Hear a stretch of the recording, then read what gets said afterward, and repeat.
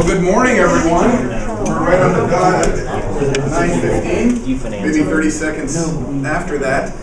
I do want to start right away. We have a good solid 50 minutes here to talk about facility financing options in North Carolina, a little bit of a look at the national landscape as well. First, I thank you all for coming here today. By a quick show of hands, I'd like to ask who in this room is employed by a school or serves on a school board, actually within the walls of the school. Okay, a little better than half. Wonderful, wonderful. And I'm assuming then the other folks are either with the national or the state board or vendors, suppliers, otherwise providing services. So I think it's a great mix. And I know a lot of you fill a couple of roles. Quick note, Zach just mentioned to me that there is Wi-Fi available in here. If you would like this presentation, it is available from our company's website, Highmark, schools.com. It's one word, and you'll see a button right in the middle.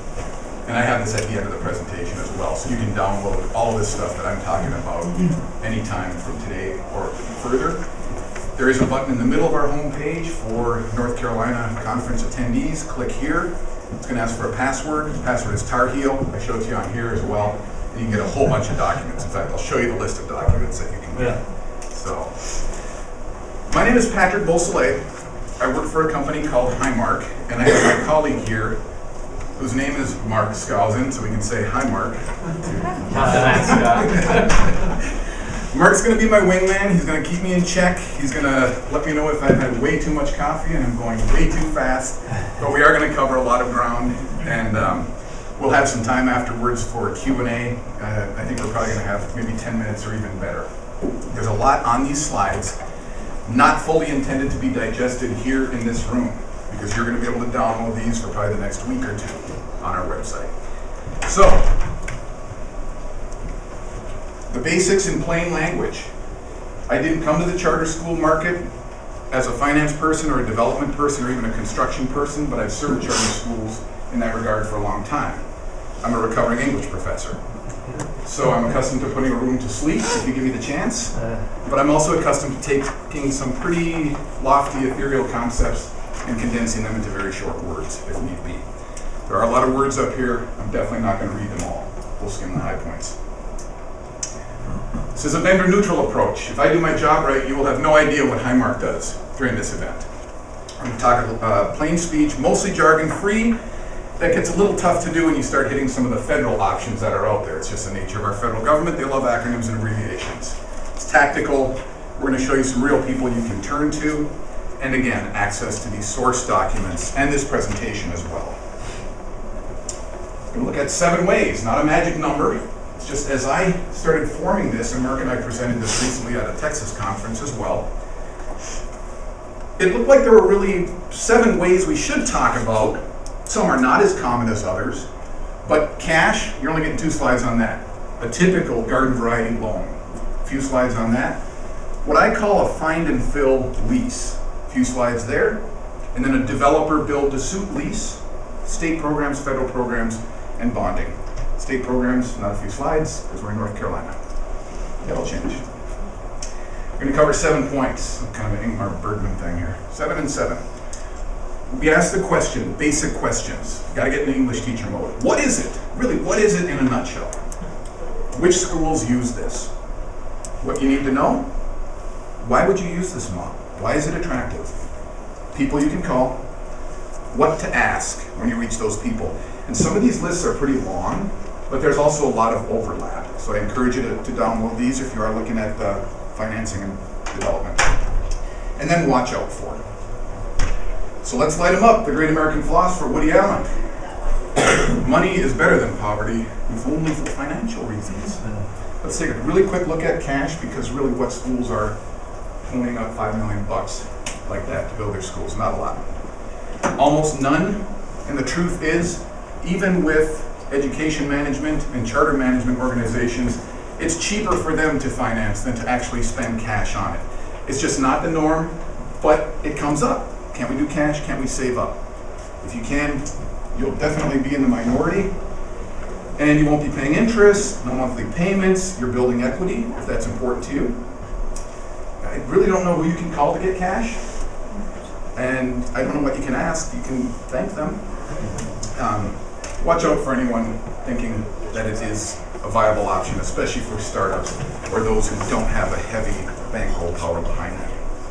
That's about all I've got to say about cash. Quick look at loan. Bob Hope, another great American philosopher, a bank is a place that will lend you money if you can prove that you don't need it. And that's, well, we'll go into the questions on it. I'm going a little faster at the beginning just because these are a little bit more direct concepts to move through. What is it? I call it a typical buy and build loan. You need a new building or you see a building you want to buy, just like kind of for your house. It's not overly complicated. You have a construction project or a tenant improvement project and you have a mortgage. Who uses these? Which schools? It can be pretty common for education, EMO, CMO schools, a little jargon, but you're all familiar with it. Even some of their startups. Some independent schools with a track record know how to attract local commercial financing. You just don't see it happening for brand new startups. Individually, your board has great track records.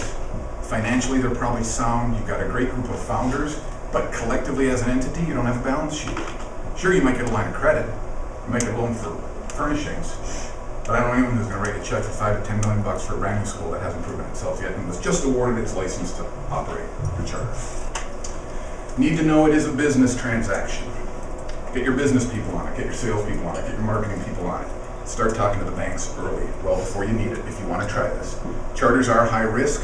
Banks almost never finance 100%. Even with the long established schools, and we hear stories all the time.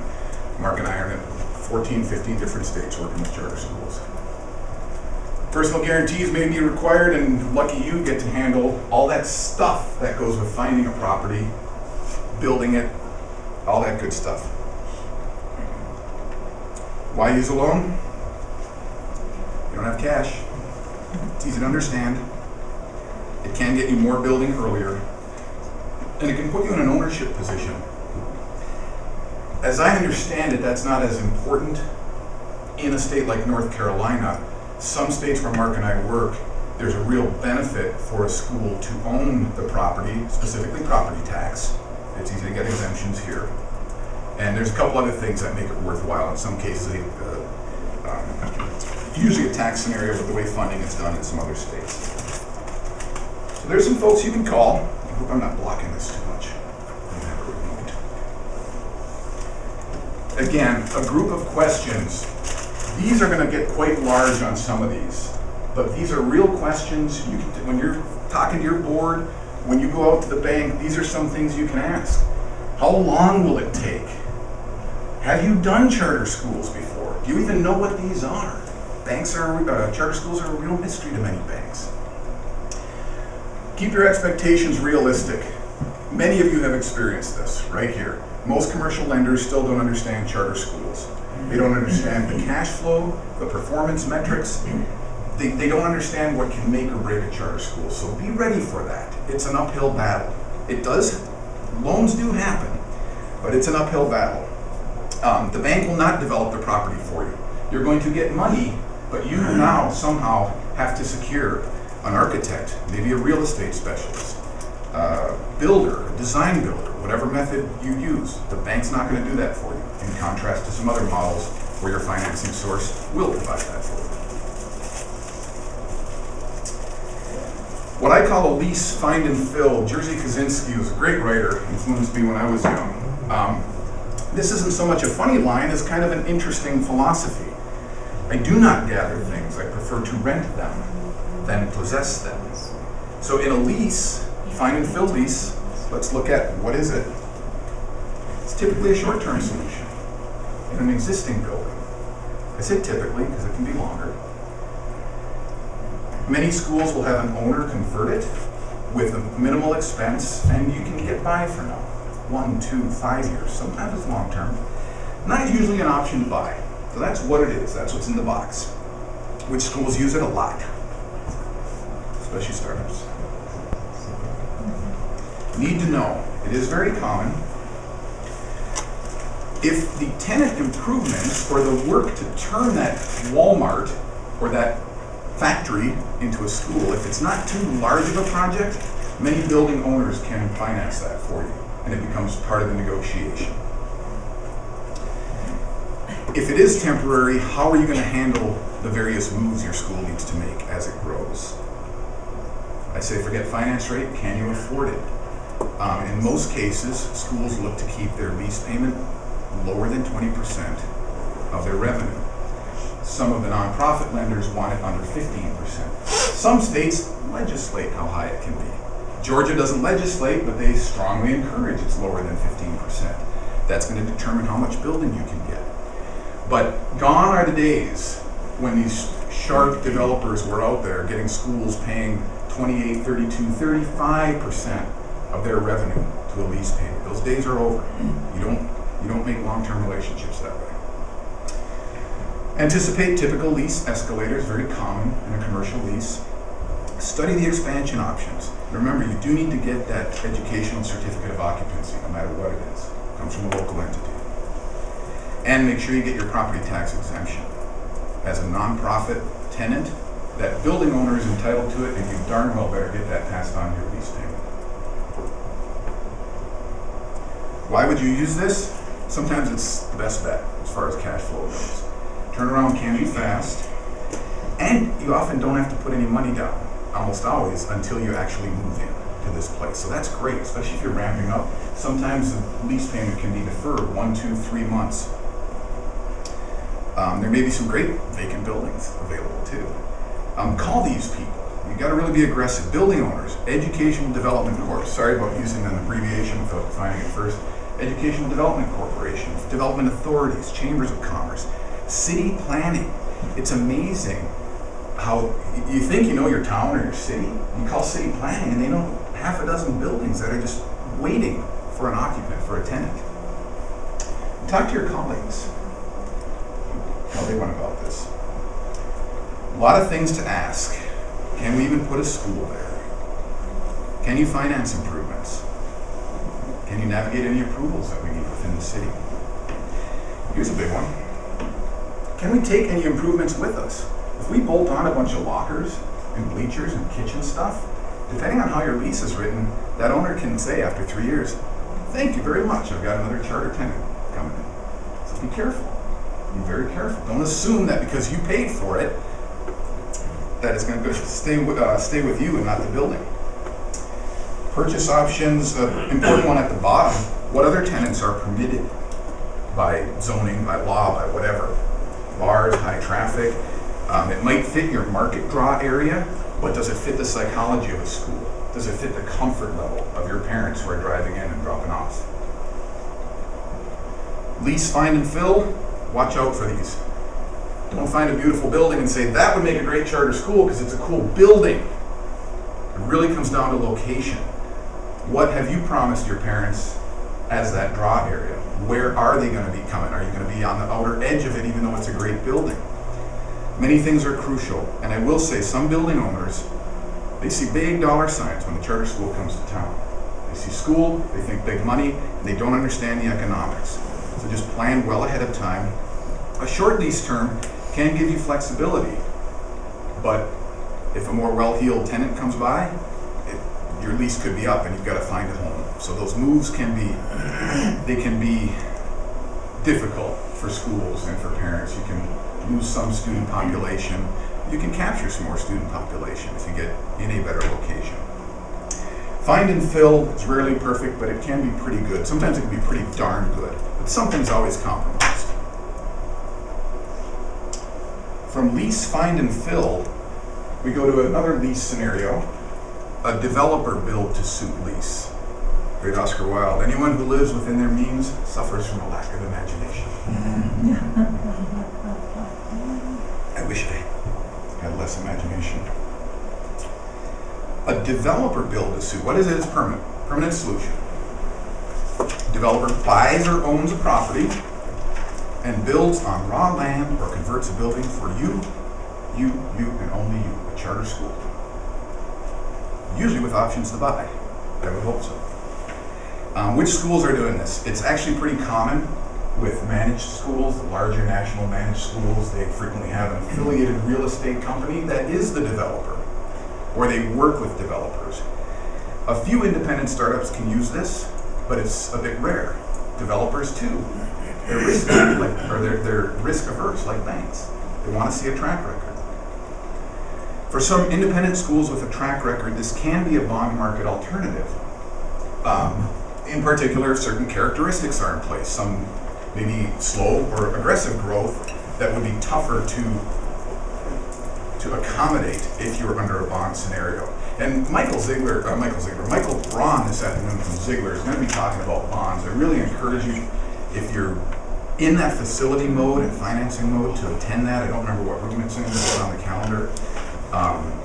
And he'll be able to drill much deeper and get a little more granular. We address bonding here, but it's from a 10,000 foot view. Need to know in this scenario, and a developer, we're talking real estate developer. Back to that slide. Yep. Under the, usually with options to buy 20-year term is common. Are you talking about the typical build-to-suit? You don't have a purchase option until after 20? Is that what do you say? Oh, no, good point. The term is 20 years, so that the payment is amortized, as though it were going out over 20 years. But usually we'll have earlier options to buy, maybe 5, maybe 7, maybe 10. Good question. Or maybe none. Or maybe none. Yeah, developers make money by building something for you and then leasing it back to you. So you'll want some good help in negotiating that. If they give you no options to buy, just be aware of how any escalators are contributing to it. Good question. A developer typically takes the risk without requiring money in. So you don't really need money at the table. You move in, you pay the lease, but do keep this in mind. Whatever it takes to develop that property, whatever. A legal fee, a real estate commission, a pencil that the civil engineer uses, and of course all the construction design and engineering, that's going to turn into what your lease payment is, one way or another. Few developers intentionally embrace charter schools. Yes, it's a fairly steady stream of revenue, but it's also extremely political. And in 5 years in most states, a charter school can have its charter pulled, its license to operate. Whereas a restaurant, an IHOP or a Bonefish Grill or something, if they're making money, they're going to stay in business. So a lot of developers don't intentionally embrace that. Some do. Some do. Question, I'm wondering, has there been any discussion with these types of build-to-suit facilities with the new Senate Bill 8 that was passed last year, where charter schools have to meet 60% proficiency or growth in 2 out of 3 years or be shut down? Yep. Has that been discussed in this effort to build and suit? Has that been a big negative that you've heard? Because I've not heard much discussion about that from a building standpoint yet. The developers we know in North Carolina are aware of it, but it's just, I look at it as, it's just another set of rules that have to be followed. And in fact, that leads in very well to this point, down in the middle, a small print, I apologize. A smart developer will be very interested in the caliber and quality of the school. Many of them don't understand the operations, but you're exactly right. You have to look at how can this operation, this charter school, get its license pulled. Some of you heard what's happened in Atlanta. I mean, they're basically being pulled on a whim, and they kind of can. And that's scary. Not just from a developer investment perspective, but the community and the kids that are being left. In Indiana, Ball State University, a very large authorizer of charter schools, is non-renewing almost half of its charters. Across the state, 50% of the non-renewed or revoked charters are affecting students in one city, Fort Wayne, Indiana. There's only one charter school left standing there in that city, and there's great need for it. So yeah, it's the good developers, the for-profit finance folks, the bond folks, the non-profit finance folks, they're going to have a real interest in the laws and operations within a particular state. So, good question. Some need to know, again, you can review this later. Existing buildings really need to be intelligently reviewed. Might be a great location, it might be the right size, but there could be stuff about that building. Example, in the Southwest, Food lines, whenever a food line goes into a place, there's a covenant that says there will never, ever in the future be educational use of this space, period. So if someone goes and looks at a food line in that area, southwest anyway, it's just not going to happen. Don't guess or assume.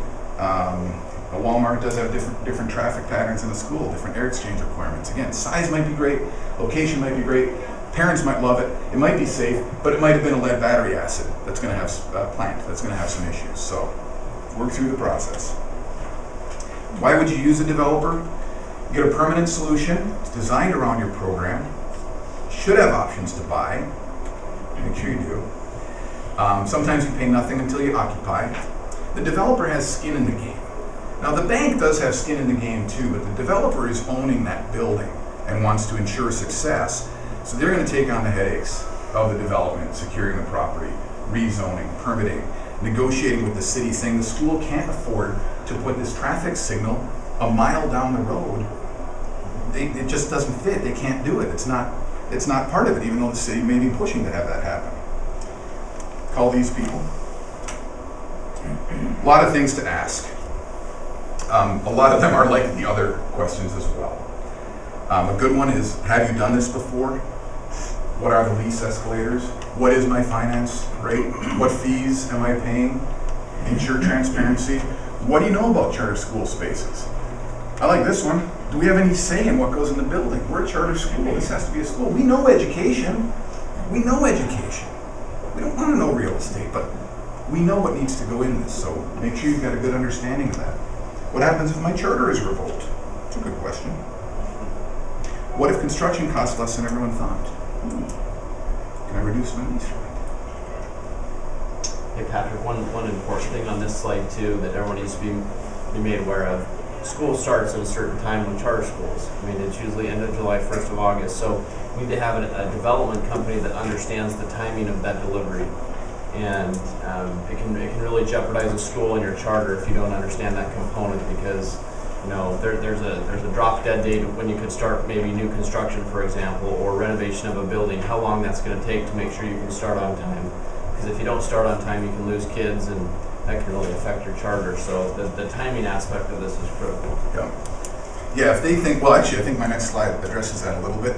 Watch out for developers who don't understand your budgets, requirements, operations, schedule. This isn't a Shoney's. This isn't, this isn't an IHOP that's going up. The economics are very different. You cannot spend like a district school. In fact, you're not spending. Your developer is spending. Your developer is buying or owns this property and is doing the spending.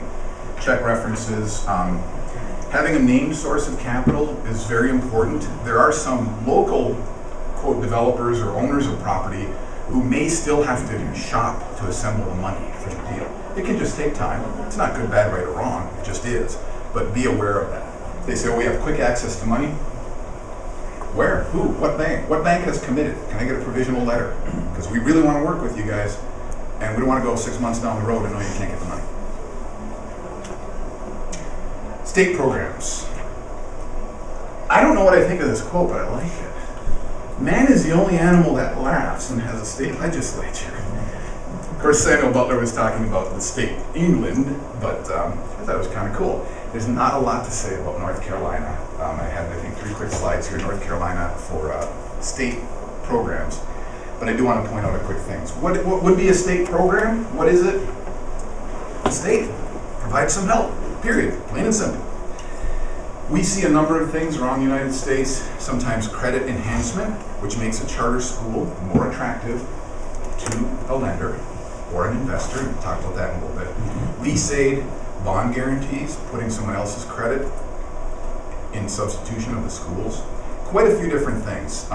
Sorry, none in North Carolina right now. But what you do need to know is a few states have some very good programs that can be modeled elsewhere. We've actually been asked by the South Carolina Alliance, what do you see out there that works for helping our schools get state facility aid specifically? And there are some good ones, and the Alliance is hard at work on your behalf. I did a double, triple check with Mr. Mitchell about a few days ago just to make sure I wasn't missing anything, because I had some talks with Thomas Miller at the state and a couple other folks. Why would you use state monies? Well, you've already paid for it. You're a taxpayer. So they're public monies. It's your money. The people you can call, keep the lobbying efforts up. I guess the only thing to ask, this is a little out of the norm of the other one, but can we as the charter schools agree on a common message, a common solution, a common need? Because that's going to help. That's really going to help. Watch out for just typical misunderstandings that a lot of folks out there deal with. Why would the state pay for these private schools? Okay, back up, pal. Back up 2 steps. I love this quotation. And I have, unfortunately, 10 slides on federal programs. But it occurred to me that a lot of what is available by the federal government is about attracting private investment into charter schools. So this is pretty cool. Money is usually attracted, not pursued. I'm going to roll through these 10 programs, won't read a whole lot on it, and I apologize ahead of time. Bring on the jargon, enter the acronyms, okay? Federal government, sorry about that. Just like the state thing, what is any federal programs? Federal participation in some form or another. And there are a few concrete programs that this state can benefit from, not from all of them. The National Charter School Resource Center identifies 7 programs. You'll see that list on our download page. The first one is FEMA's public assistance grants. Very specific if your school was destroyed or damaged. The Federal Charter School Facilities Incentives Grant, that's the name of it. It works only for states that have a state program for facility aid. So North Carolina's not there yet, but the minute North Carolina does something where money's being funneled from the state to your charter schools for your buildings, then you can go through the process to get this. To date, only 4 states are benefiting from this. Only 4. But many states have facility aid. New Mexico gives you $733.34 for every student you have if you're leasing a building. They're not capturing the federal aid that can come on top of that. I don't know why. I don't know why. It's a competitive program. It's not just available. Right, you're right. Yeah, like a lot of the other ones, like Newmarket's tax credit. Yeah. Colorado's been giving money out for 15 years, and our application to match didn't make the cut. Doesn't make it, yeah. And perhaps New Mexico is trying, they've been in a bit of turmoil there. I don't think they've applied. Yeah, yeah. So there is that one.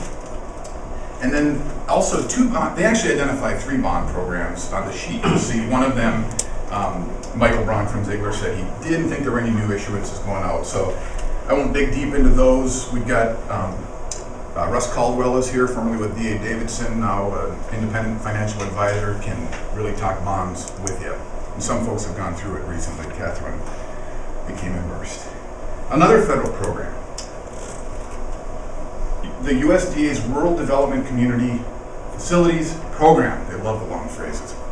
It does a number of things, loans, grants, guarantees for various facilities, including charter schools. It's not exclusive to charter schools. There's only so much money going around. It is rural. Here's a look at folks who have benefited from that in 2011. Charter schools that have benefited in these states. One school benefited. This is one school. It was a USDA project in conjunction with a nonprofit community development group that I'll mention in a moment here. So there is some money there. If you want to get to it, let's see. I'll get to that. But this is out there, and we've got links on our download. The next one is something called the Federal Charter School Credit Enhancement Guarantee Program. If you don't have 5 words, it's apparently not worth it. I did my best to provide direct quotations of what this is. This is the pheromone program. This is the attraction program. This is where the federal government provides grants, charter school grants, to institutions, grantees, so that they can attract private investment, private capital, by making the charter less risky. Plain and simple, even though there's all these words here. And this kind of captures it. Guaranteeing, insuring, reinsuring, bonds, notes, evidence of debts, facilitating financing. Many of the recipients of this charter school federal credit enhancement are groups called community development financial institutions. I'm going to hang with this little bit of jargon for a while. I just want to share what these CDFIs are. CDFI, Community Development Financial Institution. It's a designation applied to some lending organizations. In a nutshell, that's it. It's a designation. It gives them access to things that others don't have. Specialized financial institution, and they can be loan funds, banks, credit unions. There's actually 999 of them in the U.S. Not a magic number, that's just how many. Some credit unions are. Again, some are loan funds. CDFIs, I put a gap here intentionally. They're not exclusive to charter schools. They deal with a lot of things. They finance religious projects and women's shelters and YMCA's and all kinds of stuff.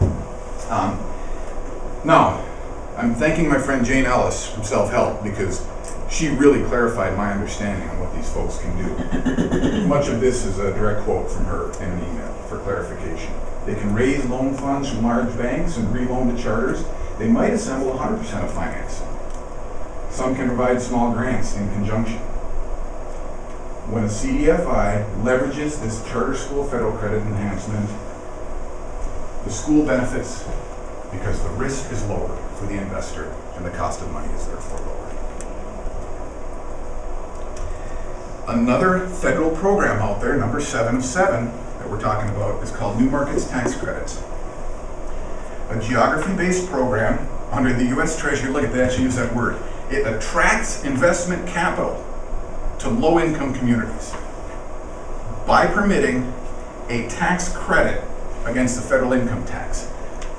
So it's not like really non-profit lending. These are for-profit investors who now, there's this pheromone out there and they're attracted because their risk is less and they can be more altruistic. I'm going to start bolting through this. Please do read through this. It will give you a good feel when you download it. Many active charter-savvy CDFIs can leverage these as well. Which schools use these? Startup schools. Awesome. Operational schools that may not qualify for financing on their own merit. Independent, some issues, schools issuing bonds, and we'll talk a little bit about credit enhancement on bonds. New Markets Tax Credits, you have to be in a qualifying location. Can be schools with a higher risk profile. Qualifying location is going to come up here in a second. Okay, need to know they're not grants to the school, they benefit investors. And the New Markets Tax Credits require specific locations. And this link, when you download it, will show you a way to map. You can be on the wrong side of the street and won't qualify for a New Markets Tax Credit. Big point at the bottom, the vetting process does take time. These are serious investments for potentially high-risk tenants or owners. It takes time. Why would you use them? The location fits. It's public leverage. It attracts private investment in your public school. And the blended rates, these various institutions, they work cooperatively and can be very attractive. Please call these people. There are some important things to ask them when you call them. Watch out for it. It just can take time to put the deal together. Don't assume your local charter-friendly bank can work with these programs. Be ready with a contingent plan, and there's only so much of this to go around. Some of the large EMOs and CMOs are really good at tapping this stuff out early on for their startup schools. So it may take a while before you can get in the rhythm of this. Notes on bonding. Running a little bit behind, we've got 15 minutes. Money will come when you're doing the right thing. Michael Phillips wrote the 7 Laws of Money, founded MasterCard, head of the Bank of California. Money will come when you're doing the right thing. To take a look at what the broad market of bonding looks like nationally and also in North Carolina, might give you a feel if your school is ready for it.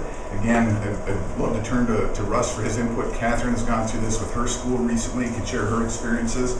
So I'll roll through these, and this is our last section. A bond is an investment. It's a loan with certain characteristics for permanent financing. You can buy, you can build, you can refinance. For charter schools, it's typically through the municipal market, tax-exempt bonding. A long payback term is common, though not always. It's got a lot of moving parts, but you've got friends who can help you. It's got various fees, but they make sense. You're getting things done for that, and you're ultimately securing a quite low cost of financing for that. And regardless, it's common to include all of those fees into that underwriting process, that approval process. Which schools are doing this? Independent ones with a track record and a balance sheet, low risk. I'll show you North Carolina. EMO schools, and sometimes they're startups. Talked to a bond guy at the Ohio Charter School Conference. He said, oh yeah, if this EMO starts a school, we don't care. We're going to seriously look at it, and we'll probably be able to sell the bonds for it. Rarely new independent startup schools, and I'll show you the stats on, well actually I took that a little bit out. There were, in a very large study that was done, only 9 schools between 1998 and May of 2012. 9 schools pre-opening had sold a bond, and only 15 schools, we're talking about almost 600, had sold a bond in the first year. And I think that was way back when. It just ain't happening anymore. This is permanent financing. You hold the title to it. Again, not as big an issue. It could be your foundation in North Carolina, here, some other states. With tax-exempt bonds, the investor's profit is free from federal income tax. The pheromone factor. They want to be around you because they're going to make more money. Altruism, maybe. Capitalism, yes. Some mission-driven investors love charter schools. A rating, you'll hear that a lot, it's a measure of risk.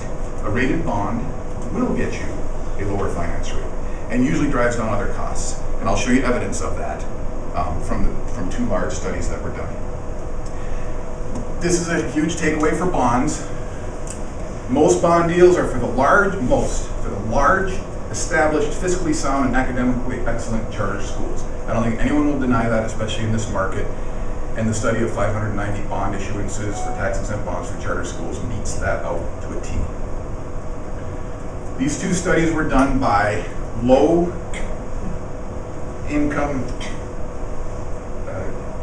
I forgot the name of it. It's LISC. I always forget the acronym, but a large, prominent community development financial institution, very charter savvy, really keeps an eye on what's happening there. They did 2 very large studies, tax-exempt bonds for charter schools. Now they said that North Carolina saw only 6 of these initially. They actually missed 2 that were in transition until they did their second study. But in the first batch, the average North Carolina size for these deals, this is the bond size deal. These are large size schools, and I'll show you student count and revenue in just a moment. 4 of these were credit enhanced. In other words, they got a better rate or couldn't really go to the market on their own, just on their own balance sheet. They had a friend spreading the pheromones, so they were more attractive. Again, better rate or even just being able to do the deal. You know of your own in-state, North Carolina Capital Facilities Finance Agency. It issues bonds on behalf of many entities, including charter schools. Downloaded their most recent annual report. It's on our website, June 2012 or July 2012. Average school population for all the deals they did was over 1,000 in the current number. The average deal size for them, 8.3 million. That's buying, building, or refinancing, or a combination. Average school age at issuance, 11 years. That's incredible. What I say, large, established, academically sound, fiscally sound. 2 others bonded, I think that should be 107. 2 others bonded with an out-of-state issuer. This is a look, this is right from CFFA's. You can see age at issuance over here. That's what I would draw you to. You're a startup school, you think you can get a bond? No. This is when they happened. Look at this concentration in 2010.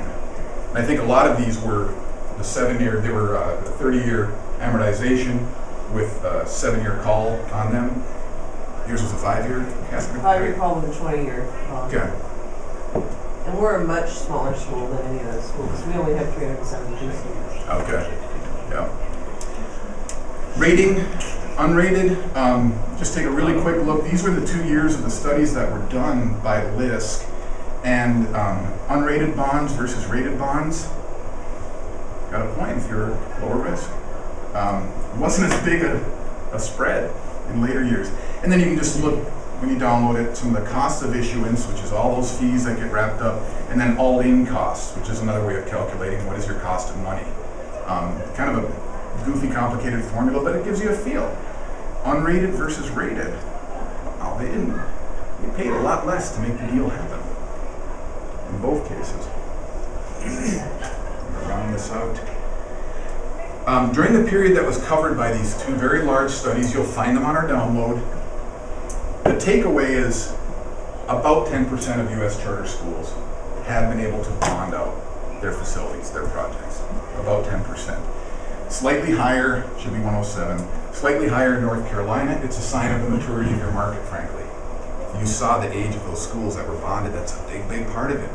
What are your renewals? What is the stability? And this afternoon, Michael Braun from Ziegler will address some of this. I put this together to give you a feel. Which group does your school look like? So here we have median school population, annual revenue, and the age when the bond was issued. This is for all the bonds that are outstanding, and you'll find this data on those LISC studies. Median school population, pretty large for all of them. Revenue in years. These are the unrated bonds. They paid more for their money. Okay, they paid more. Smaller school, less annual revenue, much younger. They didn't get that rating. Rated bonds, holy cow! 824 median age. Look at the revenue, almost 7.4 million. And the age at issuance, I've got a little asterisk here. There are two types of rated bonds. One is better, gets you a lower rate. Non-investment and investment grade. Really reflects what you see in North Carolina is out there nationally. How about the ones who just blew it? Defaulted charter school bonds. Wow. Small, not much money, fairly young. And I think the bondholders are learning. Altruism, maybe. Capitalism, yes. Call these people. CFFA. Active bond folks in the state. I missed BD&T, I apologize if BD&T is in here. Ziegler, Wachovia, RBC, Piper Jeffy, and Davidson. I put those in reverse alphabetic order so as not to show any favorites. Talk to your friends, talk to your colleagues. Talk to Catherine, she went through a big one recently. And what to ask, here you go. One of the things that I'll just point out here, and I'm saving us about 7-8 minutes for questions. Can you show me a typical deal for a school of our size? There's a lot of moving parts to these, but when you look at what people have gone through, it kind of helps make sense. And this can get you access to many, if not all, of the municipal bond issuances that have occurred. And it can show you that, or you can talk to your bond people and say, look, here's how we're going to grow. It's our population. Here's our dollar amount. Have you seen this in the last 24 months? Are you working another deal that's very similar? And it'll help put your world into perspective. Some other good questions you can use. Watch out for, you just have bond covenants. Those investors need to protect their investment. It doesn't mean you can't grow again or refinance. You just want to understand what it means for your particular growth. That was my last substantive slide. Here's where I told you if you want to get all of this material, the presentation, a whole bunch of documents, way more than you'd ever want to read. This will take you there. You can either go directly to here, or from the main page, there's that link right in the middle. The link looks like this. Click here. It's going to ask just for your name and an email address. We don't use it for anything. We just want to know who's going there. Oh, it will ask for the password first, so we don't use it to tell you, hunt you down, slave furniture. We wouldn't do that. We don't sell furniture. And this is the list of documents. So when you get there, that should be a little bit familiar. That's it. I've got my wingman Mark here. It took 4 minutes longer than for the first part, but we've got 6 or 7 minutes. I open up the floor. Yes, in the back row. As a startup, where do you recommend that people start looking? First time. Look at what you promised the community. If you've already submitted your application, you need a location that's going to support what you've said in that charter. If it's free and reduced lunch, I forget the nuances in North Carolina. If it's free and reduced lunch, if it's a particular demographic, if you're a dual language program, you're going to want to start with the numbers, I would say. You've got the passion already, you've got the application, and start with the numbers that are going to let you execute that. Now that's going to give you a neighborhood of where we're going to look. Many startups, if you're of a smaller size, it's going to be a find and fill scenario, and then you can kind of take it from there. That's a pretty wide answer. Yeah, I mean, if you're looking for like 2013 opening or 2014, Like probably 2015. Oh, okay. Yeah. Yeah, so you have some time. I mean, my answer would vary a little bit depending on when you wanted to start your school. 2013, obviously, you're going to have to go just find a temporary space. Okay. But 2015, you got some planning time there. So. Other questions? We had 7 items. Yes. In the federal presentation, the USDA part and the credit enhancement program seem to overlap. I know USDA focuses on the rural aspect, but if you're in a rural area, can you leverage both of them? And that's exactly what News, I don't even know if I'm pronouncing it right, News, exactly what they did. Okay. A CDFI called Self-Help with Jane Ellis. Her organization was able to, and I hope I have this right, was able to credit enhance the whole USDA deal and really make it more attractive for all of the players. Further sweeten the deal for the private investor. Yeah, exactly. But yeah, there's definitely overlap, and a lot of those parts come into play. In fact, and the truth is, a developer scenario sometimes leverages them. Another large CDFI, and you'll find this is a contact sheet for these folks, the folks who are active in charter schools. Do download it. Call them, talk to them. They will work with local developers. Often a local developer can't swing the deal on his own, and he stumbles across Charter Schools Development Corporation or a group out of BC called Building Hope, Joe Bruno's group. Some of you might know him. IFF is another one in the Midwest mostly. NCB Capital Impact is leveraging these things. So there can be a lot of overlap for these. So what did the USDA one overlap with? It overlaps with some of the other federal programs okay. that are out there. Yeah, it can at times. But that was the only money that was spent by USDA in North Carolina last year, was that one project. Yeah. Other questions we can address?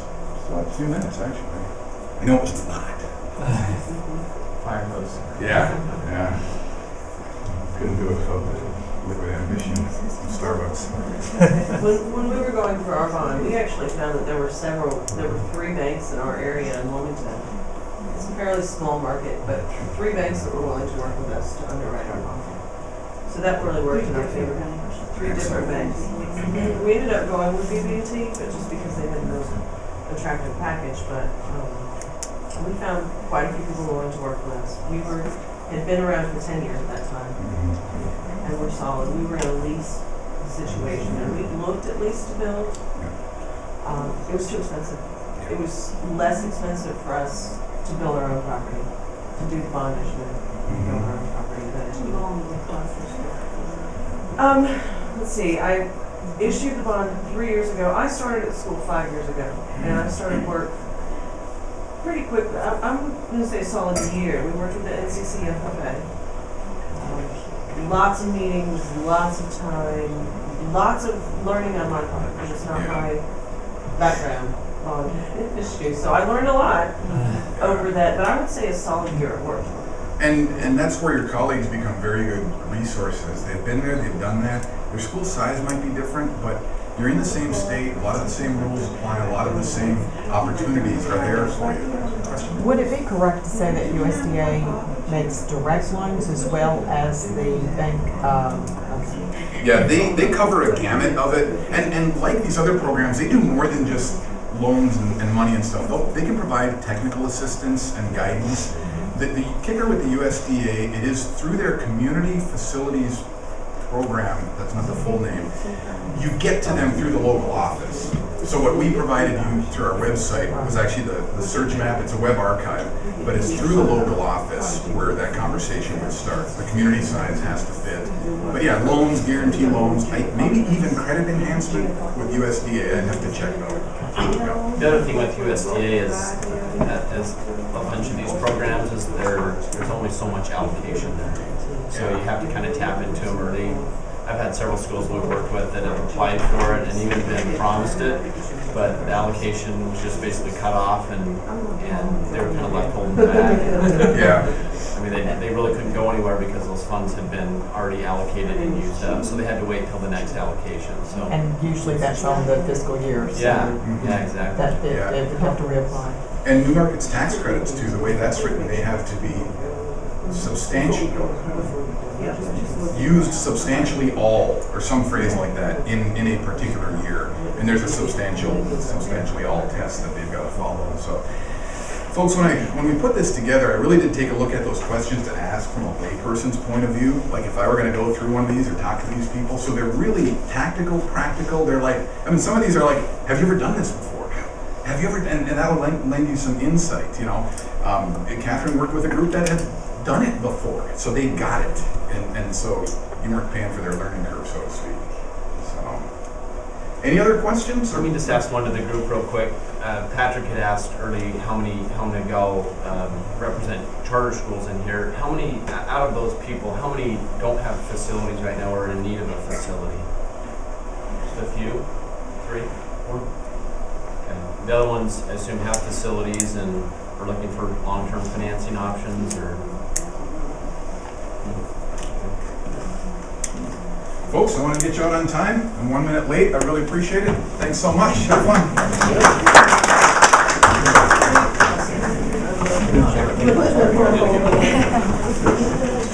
You're looking in the right place. That's We'll all see you. Thank you, sir. Appreciate it. I'm looking at the jobs here,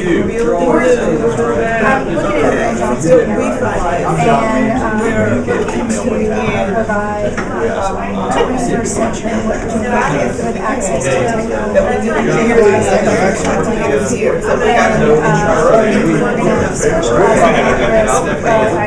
We're going to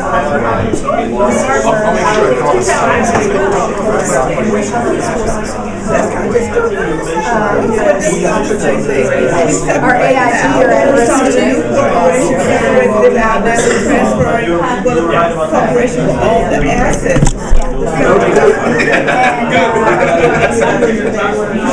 Good. I promise.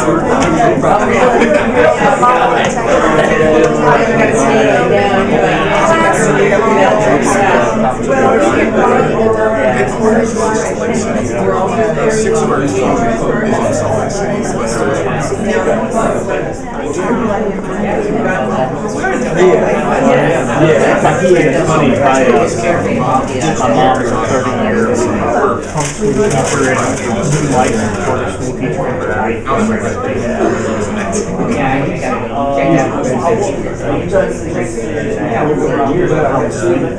We are today, but we have 2 active projects in North Carolina. So we're frequently flying in party. It is, and that's what that is. I don't know why they're dragging their feet.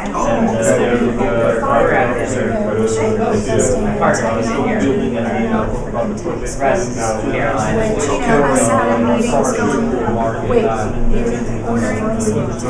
That would be wonderful. We could have more things that even the next Northeast Carolina.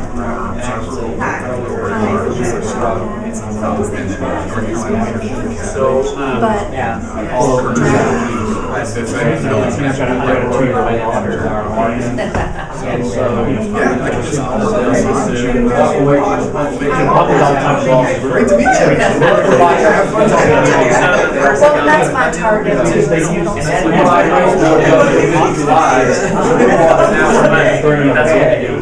But you can make that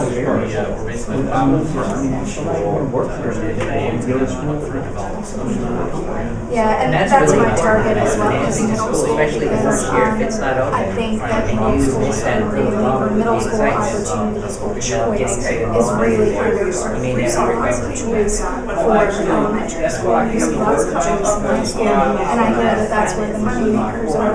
But in middle school, we are losing children. they have to stay until they get to high school. And then that's where